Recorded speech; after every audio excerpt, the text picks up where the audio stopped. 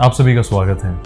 अभी कुछ दिन पहले हमने एक वीडियो अपलोड की थी बेल्जियम को लेके, जिसमें हमने आपको इन्फॉर्म किया था कुछ सेलेक्टेड कैटेगरीज़ को बेल्जियम ने वीज़ा अपॉइंटमेंट देनी शुरू कर दी है और अपॉइंटमेंट्स मिल रही हैं कुछ कैटेगरीज़ में। और अपॉइंटमेंट्स लेनी कैसे है, फ़ाइल कैसे लगानी है, ये क्वेश्चंस लगातार हम नोटिस कर रहे थे आपके आ रहे हैं कमेंट्स में, ईमेल्स में कि आप एक गाइडिंग दीजिए कि किस तरीके से हम अपॉइंटमेंट खुद ले सकते हैं कि हमें किसी के पास ना जाना पड़े और फाइल खुद इसकी लगा लें।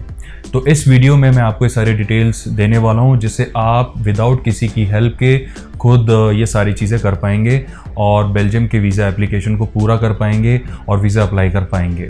तो छोटी सी वीडियो होगी, तो अगर आप फर्स्ट टाइम हमसे जुड़े हैं तो इस चैनल को सब्सक्राइब कर सकते हैं और हम आपको लाइव शॉर्ट्स भी शेयर करेंगे किस तरीके से एज ऑफ नाउ, अगर आज की बात करें 20 जुलाई 2021 की, तो एज ऑफ नाउ कौन सी अपॉइंटमेंट्स मिल रही हैं। तो आइए शुरू करते हैं। सबसे पहले आपको अकाउंट बनाना होगा VFS में, यानी बेल्जियम के VFS लिंक पे जाके आपको अकाउंट बनाना होगा। उसका लिंक आपकी स्क्रीन पे आ रहा होगा। इस लिंक पे जाके आपने अकाउंट बनाना है। बहुत ही आसान होता है। इसमें आपने एक यूज़र नेम रखना है, कुछ डिटेल्स फिल करनी है, एक पासवर्ड सेलेक्ट करना है, दैट्स इट। और एक वेरिफिकेशन आएगा, उसको अप्रूव करने के बाद आपका अकाउंट एक्टिव हो जाएगा। अकाउंट ओपन करने के बाद फिर आप अपनी वीज़ा कैटेगरी सेलेक्ट कर सकते हैं, कौन से काउंसलेट में आप अप्लाई करना चाह रहे हैं, क्योंकि बेल्जियम के बहुत सारे काउंसलेट्स हैं। सिर्फ दिल्ली में ही नहीं है, दिल्ली में है, मुंबई में है, जलंधर में है, बेंगलोर में है, कोलकाता में है, चंडीगढ़ में है और चेन्नई में है, तो और भी काफ़ी सारे हैं। तो हैदराबाद में भी है, गुजरात में भी है। तो आप कौन से काउंसलेट के थ्रू अपॉइंटमेंट चाहते हैं तो उस काउंसलेट को वहाँ पे सिलेक्ट करें। उसे सेलेक्ट करने के बाद आपकी डिटेल्स का एक पेज ओपन हो जाएगा जिसमें आपको अपनी पासपोर्ट डिटेल्स, अपना नाम, date of birth, passport expiry, XYZ, ये सारी डिटेल्स फिल करनी होंगी। उनको फिल करेंगे तो फिर नेक्स्ट पेज पे जाएंगे। नेक्स्ट पेज पे वो आपसे पूछेंगे, वो आपको बता देंगे VFS के इतने चार्जेस हैं, उसको आप सेलेक्ट करें और फिर नेक्स्ट पेज पे जाएं तो आपको अपॉइंटमेंट्स ओपन दिख जाएंगी कि कौन सी अपॉइंटमेंट्स अभी अवेलेबल है, जैसे कि आपकी स्क्रीन पे आ रहा है।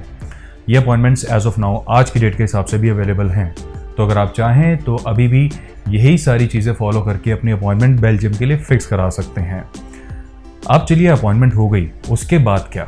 अपॉइंटमेंट के बाद आपको वीज़ा फाइल अपनी सबमिट करानी होगी अपॉइंटमेंट डे पे जाके। जो भी आपने कैटेगरी सेलेक्ट की है उस कैटेगरी के अकॉर्डिंग, यहाँ पे हम एग्जांपल ले लेते हैं लॉन्ग स्टे का। अगर आपने लॉन्ग स्टे को सिलेक्ट किया था और अपॉइंटमेंट आपने कंफर्म कर दी है तो उसमें जाके सबसे पहले आपके डॉक्यूमेंट सबमिट होंगे, जैसे आपका पासपोर्ट है, आपकी अकाउंट स्टेटमेंट है, आपके जाने का पर्पस जो आप अपने कवरिंग लेटर पे मेंशन करेंगे, कवरिंग लेटर कैसे बनाते हैं, उसमें क्या क्या लिखना है, इसके ऊपर एक पूरी कॉम्प्रिहेंसिव वीडियो है, वीडियो गाइड है जिसका लिंक डिस्क्रिप्शन में है, जिसे आप इस वीडियो के बाद जाके भी चेकआउट कर सकते हैं। और उसके बाद आप यहाँ पे जो भी काम करते हैं उसका प्रूफ लगाएं, जिस पर्पस के लिए जा रहे हैं उसका प्रूफ लगाएं, अपनी फ़्लाइट टिकट्स की PNR कॉपीज़ लगाएं, आपने वैक्सीनेशन ले लिया है तो उसकी सर्टिफिकेट्स यहाँ पे साथ में अटैच करें। और अगर आप किसी की इनविटेशन पे जा रहे हैं या कोई आपको स्पॉन्सर कर रहा है तो उनके डॉक्यूमेंट्स अटैच करें। अब जैसे कि हमने कहा कि अकाउंट स्टेटमेंट अटैच करें, तो अकाउंट स्टेटमेंट में आपने ध्यान रखना है कि लास्ट मोमेंट में कोई बड़ी ट्रांजैक्शन ना हो। अगर आप बिजनेस कर रहे हैं तो उसके सिंपल ट्रांजैक्शंस आपके दिखने चाहिए। अगर आप जॉब कर रहे हैं तो प्रॉपर आप सैलरी ले रहे हैं, ये चीज़ें वहाँ पे दिखनी चाहिए। और उसके बाद आप अपनी ITR लगाएं, 3 साल की ITR लगाएं जो लेटेस्ट 3 ईयर्स की है, चाहे तो कंप्यूटेशन इसमें अटैच कर सकते हैं। और जो भी आप काम करते हैं उसका कोई ना कोई प्रूफ लगा सकते हैं, जैसे अगर आप बिज़नेस करते हैं तो GST या MSME या ट्रेड लाइसेंस की कोई कॉपी या रजिस्ट्रेशन गवर्नमेंट का वो लगा सकते हैं। और फार्मर है तो J फॉर्म, खतौनी, जमाबंदी के पेपर्स लगा सकते हैं, फ़र्द लगा सकते हैं। आपकी रेंटल इनकम आ रही है तो रेंट एग्रीमेंट लगा सकते हैं, रेंटल स्लिप्स लगा सकते हैं, प्रॉपर्टी ओनरशिप पेपर भी इसमें साथ में अटैच किए जा सकते हैं। आप पेंशनर हैं तो पेंशन स्लिप लगा सकते हैं। अकाउंट स्टेटमेंट उसको जस्टिफाई करनी चाहिए।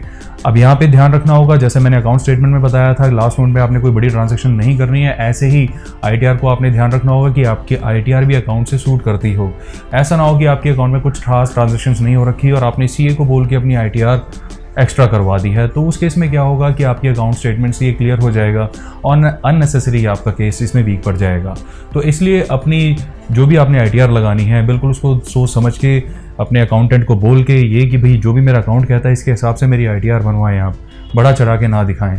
सिमिलरली अगर आपने बिल्कुल फ्रेश कोई बिज़नेस रजिस्टर करा है हाल फिलहाल में, तो उसके प्रूफ लगाना भी कोई खास आपकी हेल्प नहीं करेगा, क्योंकि उससे वीज़ा काउंसलर को ये मैसेज मिलता है कि आपने ये सारी चीज़ें सिर्फ वीज़ा के पर्पस से की हैं।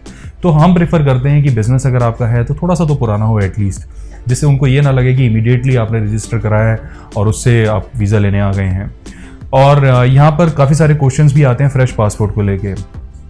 तो मैं आपको बताना चाहता हूँ कि हाँ बिल्कुल फ्रेश पासपोर्ट पे भी वीज़ा लगते हैं, ऐसी बात नहीं है, लेकिन फिर भी हम आपको रिकमेंड करेंगे कि अगर थोड़ी बहुत ट्रैवल हिस्ट्री होगी तो उससे इमिग्रेशन रिकॉर्ड आपका हेल्प ही करेगा। और फाइनेंसेस, अपने एसेट्स के पेपर वीएफएस रिटर्न कर सकता है। जैसे काफ़ी सारे लोगों ने पूछा भी है कि क्या प्रॉपर्टी के पेपर अटैच कर सकते हैं। देखिए आप अटैच कर सकते हैं, लेकिन आपके एरिया का कॉन्सुलेट हो सकता है कि आप अहमदाबाद में करा रहे हो, हैदराबाद में करा रहे हो, बेंगलोर में करा रहे हो, या दिल्ली में करा रहे हो, कहीं भी करा रहे हो सकता है वो रिटर्न कर दें अपॉइंटमेंट के टाइम पे। तो आप अपने एसेट्स के पेपर ले जा सकते हैं, अगर वो एक्सेप्ट करते हैं तो ठीक है, अगर वो रिटर्न करते हैं तो आप उनको ज़बरदस्ती नहीं कर सकते। ये सारी चीज़ें अगर आप फॉलो करेंगे तो I am very much sure आपको वीज़ा मिलने के चांसेस बहुत ब्राइट रहेंगे। उसके अलावा भी काफ़ी सारी कंट्रीज़ हैं जो रिसेंटली ओपन होना शुरू हो गई हैं, जैसा हमने बताया था। काफ़ी सारे कंसर्न्स थर्ड वेव को लेकर भी हैं कि वो आएगी नहीं आएगी, उसका क्या प्रॉब्लम है, तो उसकी डिटेल्स भी हम बहुत जल्द आपको बताएंगे। तो मुझे पूरी उम्मीद है ये वीडियो आपके लिए काफ़ी यूज़फुल रहेगी, और भी डिटेल्स लेके बहुत जल्द फिर मिलेंगे। अपना ध्यान रखें, बाय बाय।